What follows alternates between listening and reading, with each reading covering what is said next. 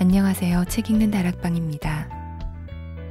오늘 소개해드릴 한국 단편소설은 백신혜님의 푸른 하늘입니다.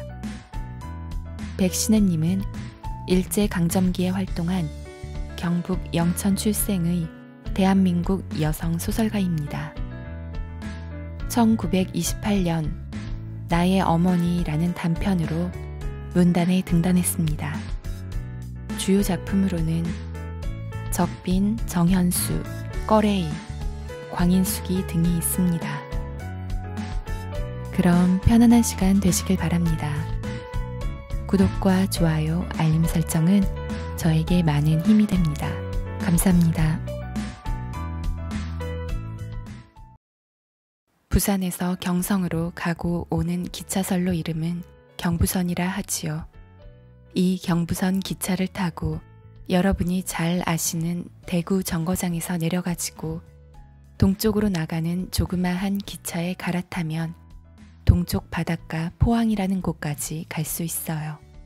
그리고 경주라고 하는 아주 예전에 신라 임금이 사시던 곳에도 갑니다. 그런데 이 기차선로 이름은 동해중부선이라고 한답니다. 대구서 이 기차를 타고 나면 다음 닿는 곳은 동촌이라는 정거장이고요. 그 다음은 어여쁜 이름을 가진 반야월이라는 정거장입니다. 이제 여러분께 하려는 이야기가 바로 이 반야월 정거장 근처에서 시작됩니다. 여러분이 이 이야기를 다 읽으시고 나서 일부러 만들어 쓴 거짓말 이야기겠지 하고 의심은 하지 마세요. 왜 그러냐 하면 의심나시는 분은 누구든지 반야월이란 곳에 오셔서 누구에게나 물어보시면 알 테니까요. 자, 여러분께 어서 이야기를 해야 하겠습니다. 얼마나 가엾고 감심할 만한 이야기인가 잘 읽어보시고 많이 동정해 주세요. 그런데요, 아까 말씀한 그 반야월이란 곳 말입니다. 이곳에서 북쪽으로 향하여 2km만 걸어가면 높고 낮은 산들이 자욱이 둘러있는데 이 산골에 50호가량 되는 조그마한 동네가 하나 있어요. 이 동네 이름은 월남동이라고 부른답니다. 이 월남동이라는 동네에 지금부터 40년 전에 명학이라고 부르는 소년이 있었습니다. 이 소년 명학군에게는 동생이 둘이 있었는데 큰 동생은 아주 살이 퉁퉁하게 쪄서 뚱보라는 별명을 듣는 명룡이고요.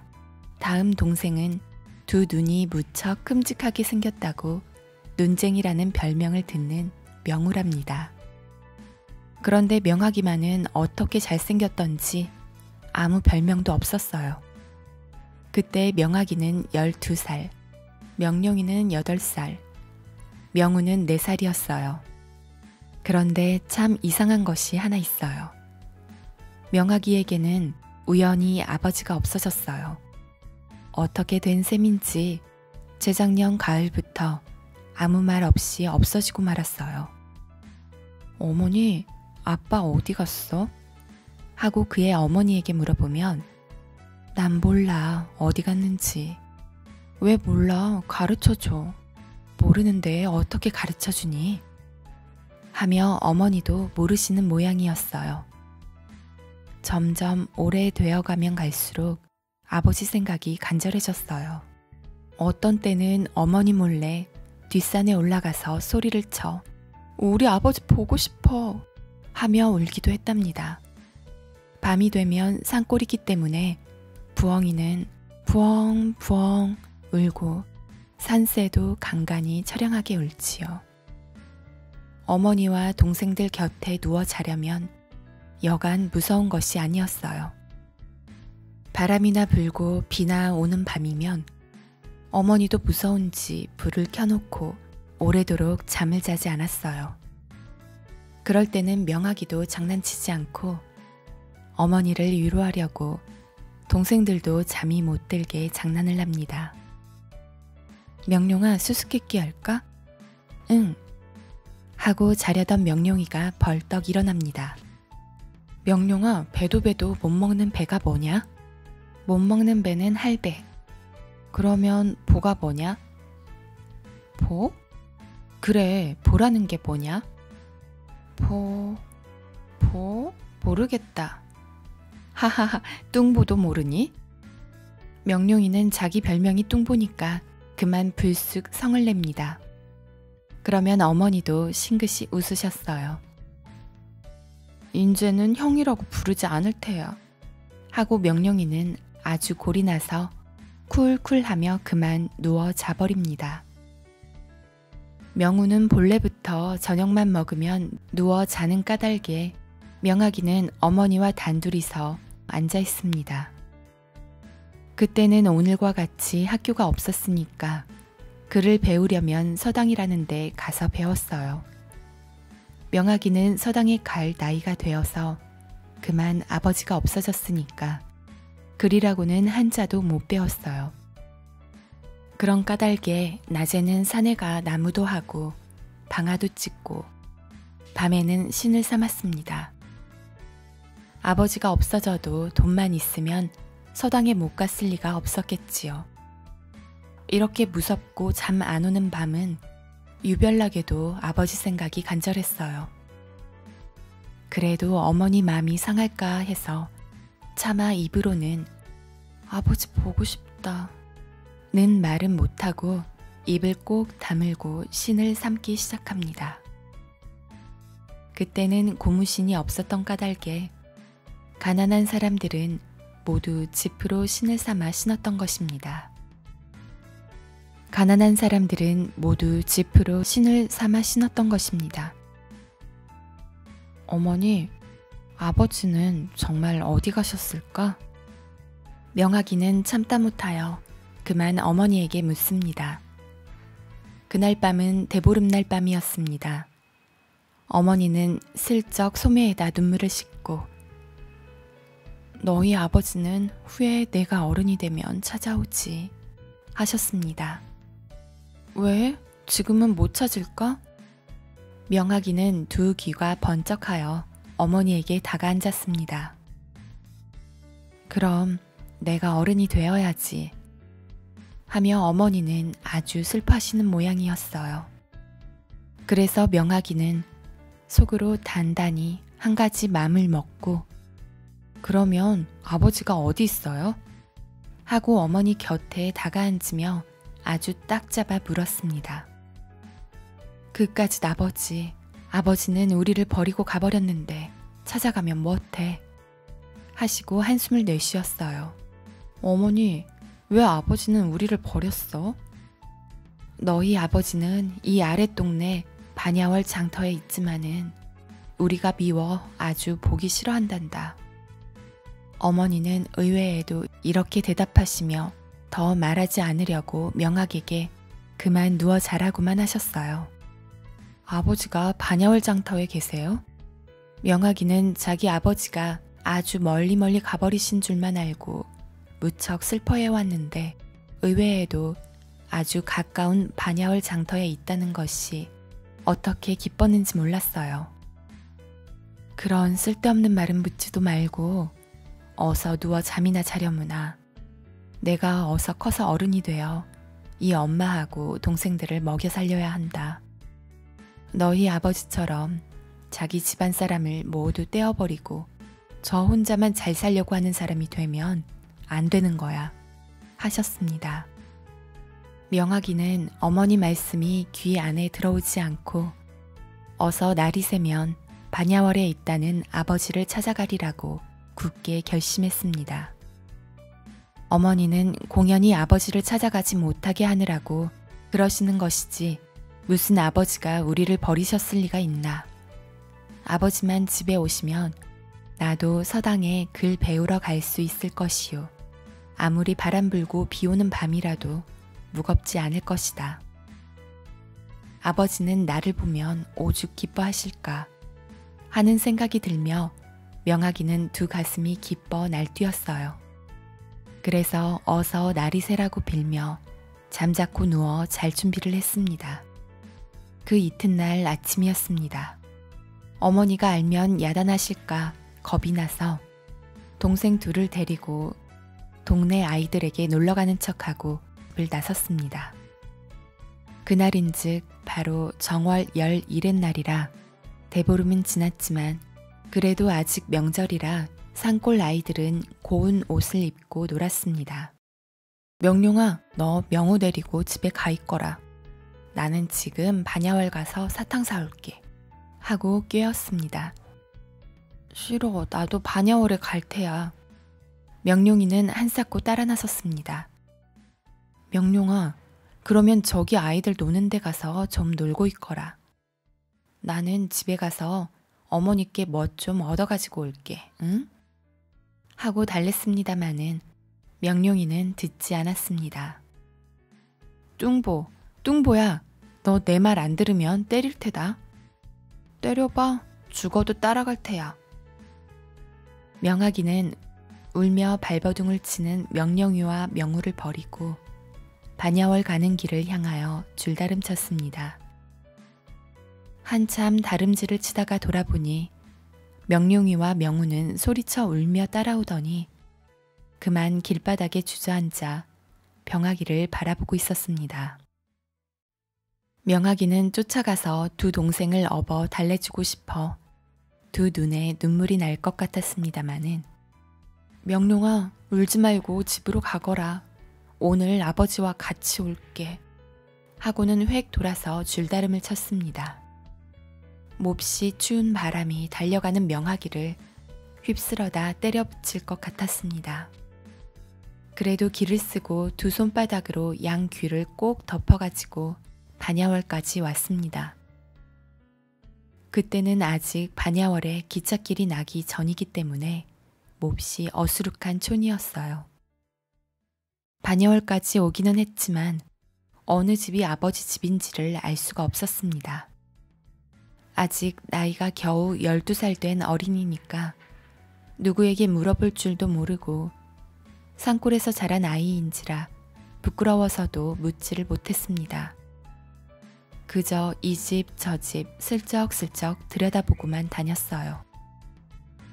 그러는 사이에 짧은 겨울, 해는 벌써 서산에 가까워졌으므로 아침도 아버지 만나고 싶은 생각에 채 먹지 못했고 점심도 못 먹었고 종일 이 집 저 집 돌아다니기만 했으므로 춥고 배가 고파 두 눈이 뒤통수를 뚫고 달아날 것 같았습니다. 온 몸에 소름이 끼치고 배에서는 쪼글쪼글 소리만 났어요. 그래서 길가 어느 집 담 모퉁이에 기대서서 집으로 돌아갈까 하고 생각했습니다만 아버지도 찾지 못하고 가기가 부끄러워 이대로 길가에서 밤을 새워서라도 기어이 아버지를 찾아가지고 가리라고 결심했습니다. 그러는 사이에 사정없는 햇님은 그만 서쪽산 너머로 슬그머니 소리 없이 기울어지고 찬 바람만 무섭게 불어닥쳤습니다. 집들은 모두 문을 안으로 잠가버리고 배는 점점 더 고팠으므로 명아기는 그만 어떻게 서럽던지 훌쩍훌쩍 울기 시작했습니다. 얘, 너 뉘집 아이냐? 왜 울고 있어? 하는 우렁찬 어른의 목소리에 명아기는 깜짝 놀라 쳐다봤습니다. 어떤 힘세게 생긴 사내 하나가 서 있어요. 그래서 명아기는 어떻게 반갑던지 월남에 있는 명아기입니다. 우리 아버지 어디 있어요? 하고 처음 보는 그 사내가 자기 아버지 집을 알고 있는 것인 줄만 믿고 물었습니다. 내 이름이 명학인가? 나이는 몇 살이냐? 내 나이는 올해 12살입니다. 그러면 너는 내 아버지 집을 왜 모르니? 우리 아버지는 벌써 어느 때 집을 떠났는데 반야월에 산답니다. 그래서 찾아왔어요. 그래. 너 공연히 아버지 집 찾지 말고 나에게 따라가지 않겠니? 싫어요. 안 되지. 내게만 따라오면 아버지도 찾을 수 있지. 반야월에는 암만 있어도 찾지 못할걸. 명아기는 오늘 종일 찾아봐도 자기 아버지 집은 없었으니까 이 사람 말이 옳은 말인가 하고 생각했습니다. 그러지 말고 얘야.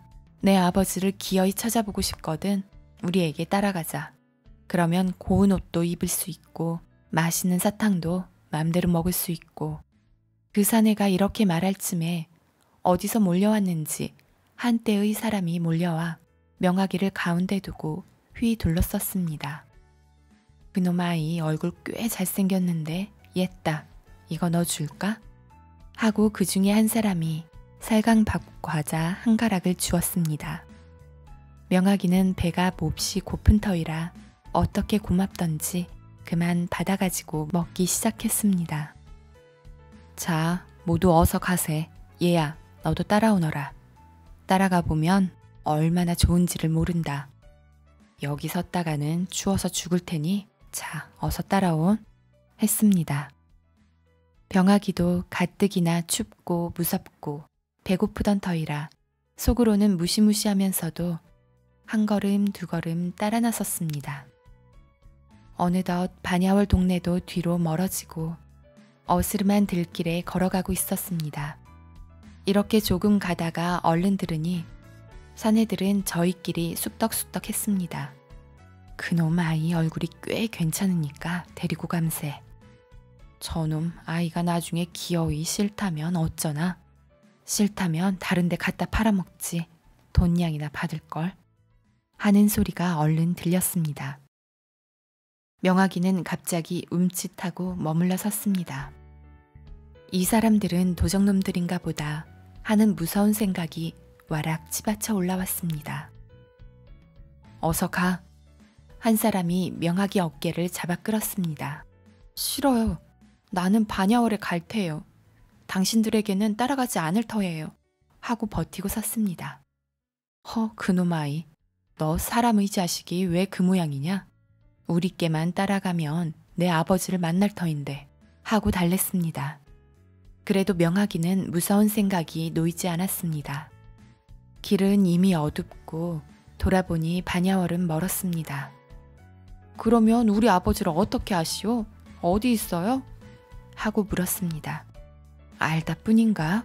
너희 아버지도 우리와 같이 다니지. 오늘 밤에는 대구라는 데서 우리를 기다릴걸 그래. 했습니다. 공연히 그렇지 뭐. 아버지는 반야월에 있다는데 뭐. 아니야, 거짓말이다. 가보면 알지. 하고 사내들은 바꾸채로 말했습니다. 그래도 명아기는 아무래도 그 사람들이 도적놈 같아 보이며 자꾸 무서웠습니다. 자, 어린 놈이 다리가 아프지 않니? 내가 업고 갈까? 하더니 한 사람이 다짜고짜 명아기를 댕그렁 집어 업었습니다. 명아기는 월남동을 떠날 때 길가에서 따라오려고 울며 발버둥을 치던 명룡이와 명호 생각이 나며 그만 소리를 질러 울었습니다. 그래도 자꾸 아버지를 만나게 해준다고 달랬습니다. 추운 것도 배고프던 것도 다 잊어버리고 명아기는 자꾸 소리쳐 울었습니다. 이놈의 자식, 저희 아버지를 찾아주려고 하는데 울기는 왜 울어? 보렴, 저 애도 울지 않고 따라가는데. 하고 가리키는 곳을 보니 역시 조그마한 아이 하나가 이 사람들 판에 끼어 걸어가고 있었습니다. 명아기는 그 아이를 보니 어서 그 아이에게 이 사람들이 정말 우리 아버지를 알고 있는지를 물어보고 싶었습니다. 그러나 업은 사내는 명아기를 아주 단단히 끼어 업고 앞만 빌어도 내려주지 않았습니다. 이러는 중에 한 동네에 닿았습니다. 길가 한 집을 찾아 들어가 모두 하룻밤 자고 가겠다고 주인과 의논을 하더니 방 안으로 들어갔습니다. 방 안에 들어가 불 밑에서 자세히 보니 많은 사내들 중에 꼭 명아기 저만큼 한 아이가 하나 섞여 있었습니다. 그 아이는 명아기를 자꾸 바라보았습니다. 그 중에도 머리를 따내린 총각이 10사람이 있는데 모두 머리에 몹시 기름을 바르고 고운 옷을 입고 있고 9사람의 남자들은 모두 얼굴이 몹시 무섭게 생겼었습니다. 아하, 도적놈이 아니라 사당패로구나 하는 생각이 문득 났습니다. 명아기 사는 월남동에도 보름날 이렇게 생긴 사람들이 와서 굳히고 춤추고 재주 부리고 하여 돈벌이 해가지고 가는 것이 생각났던 것입니다. 그래서 사당패니까 도적놈들은 아니니까 무섭기도 덜한 것 같았습니다. 얼마 있다 수두룩하게 차려나온 밥을 모두 둘러앉아 먹는데 명하기도 배가 고파 죽을 지경이라 한 축 끼어 실컷 밥을 먹었습니다. 저녁을 먹고 나더니 모두 일어섰습니다. 무엇인지 왁자지껄 법석을 하며 나갔습니다. 그 중에 한 사람이 야, 너희 작은 놈들 둘은 나오지 말고 누워 자거라. 우리는 한바탕 치고 올 테니, 응? 석돌이 너는 저 애와 동무해가지고 꾸러미 속에 있는 강정도 내먹고 놀아. 응? 명하기는 내일이면 아버지를 만날 테니 일찍 자. 하고는 나가버렸습니다. 넓은 방 안에는 명하기와 석돌이라는 그 아이와 단둘이 남았습니다. 얘야, 너는 왜 이렇게 따라가니? 하고 명하기는 석돌에게 물었습니다. 그랬더니 석돌이는 방문을 열고 밖을 한번 내다보고는 다시 문을 닫고 그제야 명하기 곁에 와 앉으며 얘야, 이 사람들은 사당패란다. 너도 공연히 따라가지 마라. 너희 아버지를 안다는 것은 모두 거짓말이야. 나도 꼬임에 빠져 오기는 했지만 틈만 있으면 달아날 테야. 하고는 몹시 무서운 듯이 얼굴을 찌푸리더니 얘야, 지금 우리 달아날까? 하고 명하기를 바라다 보았습니다. 그렇지 않아도 지금 막 틈만 있으면 달아나리라는 생각을 단단히 한 명하긴 까닭에 그만 벌떡 일어나며 얘야, 우리 둘이니까 무섭지도 않을 테지. 어서 달아나자. 하고는 두 아이는 손을 맞잡고 살그머니 방을 나왔습니다. 바로 그 집 뒤 넓은 마당에서는 장작불을 놓고 굿을 치며 그 사람들은 법석을 하고 있었습니다. 두 아이는 행여나 들킬까 해서 조심조심하여 아까 오던 길을 보고 막 다름질을 쳤습니다. 그때 명하기가 돌아보니 자기들이 있던 방 안으로 사당패 한 사람이 들어갔다 나오며 석돌아 하고 부르는 소리가 요란하게 났습니다. 두 아이는 와락 겁이 나서 몸을 숨기려 했으나 11날 늦게 뜬 달이 밝게 비쳐 있어 평평한 들길이라 몸 감출 곳이라고는 없었습니다. 물건만 두고 가거라. 그렇지 않으면 몇 마일이라도 따라간다. 명하기 가슴에는 새록새록 용기가 용솟음 쳤습니다. 그래서 얼른 길가에 있는 큼직한 돌멩이를 하나 집어들고 힘껏 도적의 다리를 향해 내던졌습니다. 아이쿠! 도적은 두어 번 한 발을 움켜쥐고 외발 모듬을 뛰었습니다. 그 틈에 명하기는 또 두 번째 돌을 힘껏 던졌습니다. 어이쿠, 석돌아, 석돌아! 도적은 앞으로 폭 고꾸라지며 땅바닥에서 쩔쩔매며 소리를 쳤습니다. 그 사이에 명하기는 달려가 도적의 등에 올라앉으며 한 손으로 보통이처럼 둘둘 뭉쳐맨 비단뭉치를 빼앗으려 했습니다. 그때 도적은 제 힘을 다하여 한번 굽이 넘기를 치며 명하기 다리를 감아 잡았으므로 그 바람에 등에서 미끄러진 명하기의 멱살을 조르며 뒤로 넘기고 명하기 가슴 위에 걸터 앉으려 했습니다.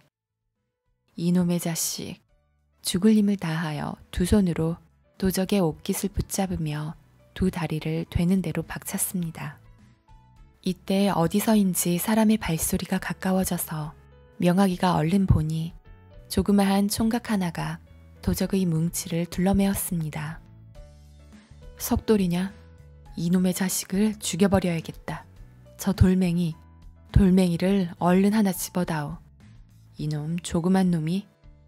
명하기는 멱살을 잡히고 구르면서도 컷결에 들리는 석돌이라는 이름에 두 귀가 번쩍했습니다. 그러나 멱살이 잡혔으므로 소리를 지르지 못하고 그저 두 다리로만 되는 대로 굽이 넘기를 치며 막 갔습니다. 석돌아, 이놈아, 어서 돌멩이다오. 그리고 너는 어서 어제 저녁 그곳에 가 있거라. 얼른 얼른. 이번에는 명하기 귀에 똑똑히 석돌이라는 말이 들렸습니다. 그 순간 도적은 커다란 돌멩이로 명학의 머리를 향하여 내려쳤습니다. 명학이는 벌떡 굽이넘기를 치며 그 돌멩이의 한쪽 어깨가 무너지도록 얻어맞았습니다. 두 번째, 도적이 돌멩이를 쳐들자 에잇! 하고 명학이는 도적의 상투를 잡아당기며 한 발을 웅크려 도적의 아랫배를 괴는 척하며 힘껏 박쳤습니다. 도적은 이놈! 소리를 치면서도 멱살은 놓지 않았습니다. 명학이는 연의 아랫배를 박차며 간신히 도적의 가슴에 올라앉았습니다. 그리고 멱살을 뿌리치고 비단 뭉치를 가지고 달아나는 작은 도적편을 향하여 달렸습니다. 석돌아! 석돌아! 명학이 가슴은 헐떡이며 행여나 3년 전 사당패에서 같이 도망해 나온 그 석돌이가 아닌가 하여 비단도 비단이려니와 어서 그 작은 도적의 얼굴을 보고 싶었습니다. 앞에서 달아나던 작은 도적은 뒤도 돌아보지 않고 막 달려가고 있었습니다. 석돌아! 나는 명학이다! 나는 명학이다! 하고 따라 쫓았습니다. 이윽고 작은 도적은 획 돌아서며 멈칫하고 서 있었습니다. 그 작은 도적은 석돌이었습니다. 내가 누구냐? 내가 누구냐? 둘은 똑같이 그립게 부르짖었습니다. 사당패에서 달아나던 명학이다.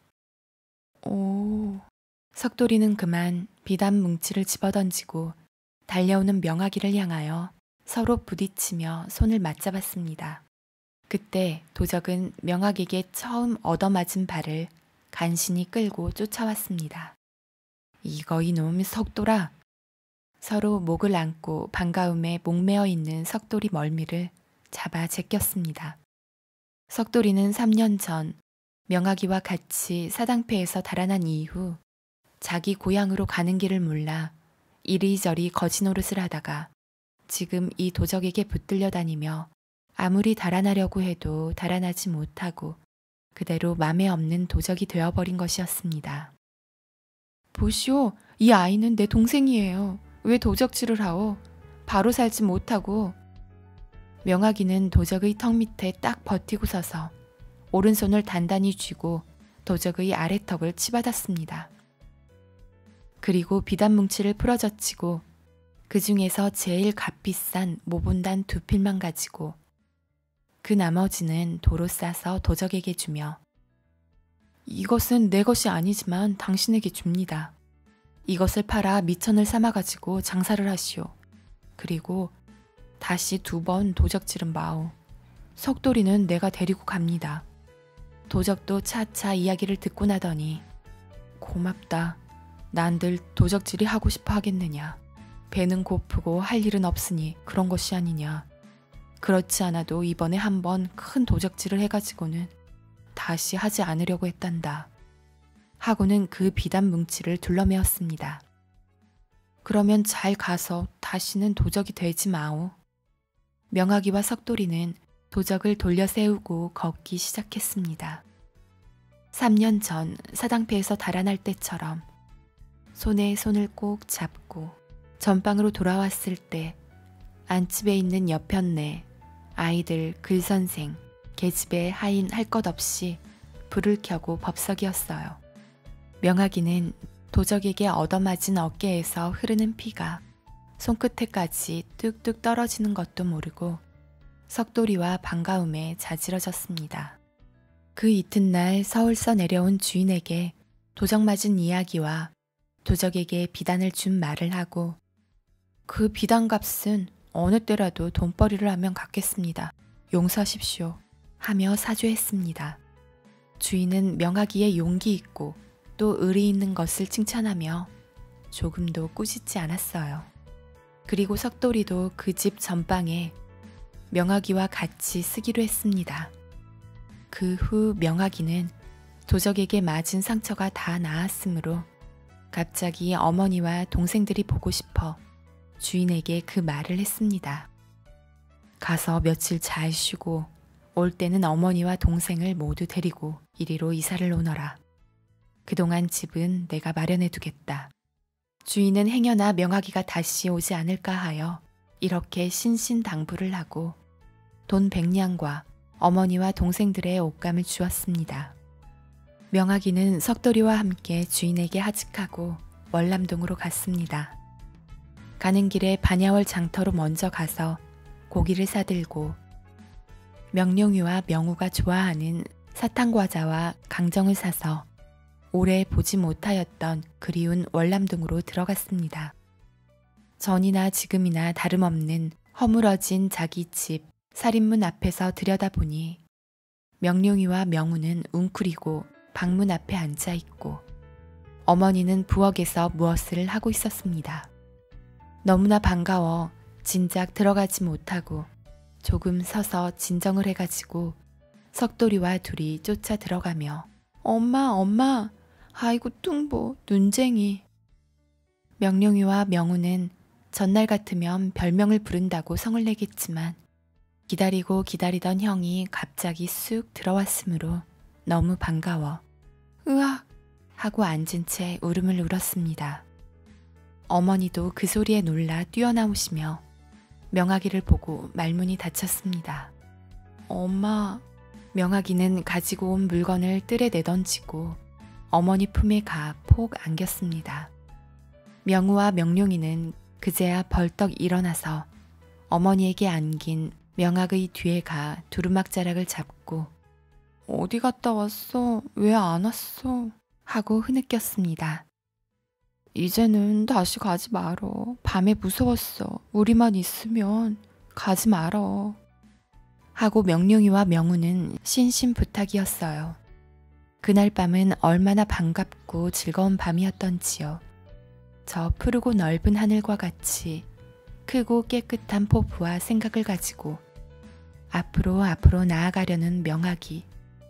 자기 한 몸만을 위하지 않고 첫째 부모, 형제, 일가 친척, 한 동네, 한 고을, 한 나라, 더 나아가서 온 세상을 위하여 항상 바른 생각으로 열심히 나아가려는 명아기가 그 후 어떻게 되었는가 하는 이야기는 뒷날로 미루겠습니다. 가엾은 동무 석돌이, 뚱보 명룡이, 눈쟁이 명우를 거느리고 명아기는 얼마나 훌륭한 사람이 되었는지요. 그리고 그리워하던 아버지를 모셔올 때까지의 모든 이야기도 뒷날로 미룹니다. 그리고 그리워하던 아버지를 모셔올 때까지의 모든 이야기도 뒷날로 미룹니다.